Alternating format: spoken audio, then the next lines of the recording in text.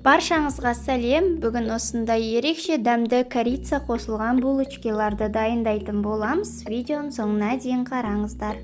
Алдымен сүтімізді жылтып алып, оған дрожжимізді, тұз, одан кейін қант, сұйық май барлығын қосып, жақсылап араластырып, апара дайындайтын боламыз.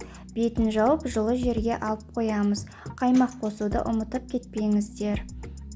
Барлығын описанияға жазып қоятын боламын.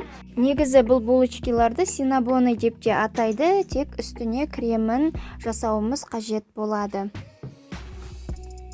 Осылай міне біздің апарамыз көтерілді, жақсы болып. Үстіне ұнымызды шетінен сеуіп, жақсылап жұмсақ қамыр илейтін боламыз. Тестамызды 2 рет немесе 1 рет көтерілгеннен кейін де жасай беруге болады.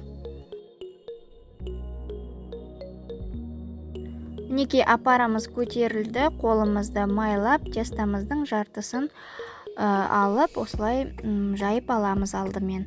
Одан кейін салмасына корица мен қантымызды араластырып, дайындап аламыз да ортасына толықтай себетін боламыз. Айтпақшы достар, менің рецептерім ұнап жатса, каналыма тіркеліп, лайк басып, міндетті түрде қоңыраушаны басып қойыңыздар. Келесі рецептерімді жіберіп алмаңыздар. Осылай тестаға барлығын сеуіп шығамыз да, осылай ораймыз. Барлығын орап, одан кейін пышақпен немесе жіппен кесетін боламыз. Менің өзіме жіппен кескен ұнайды, себебі тегіс барлықтары бірдей жақсы кесіледі. Үнемі осы әдісті пайдаланамын. Синабоны немесе булочкаларды кескенде осылай жіпті пайдаланамын. Сіздер де осылай жасап көріңіздер, қараңыздар, барлығы бірдей әдемі кесіліп шығатын болады. Одан кейін жұмыртқаның сарысын жағып, пешке 180 градуста 35-40 минутта пісіп шығатын болады.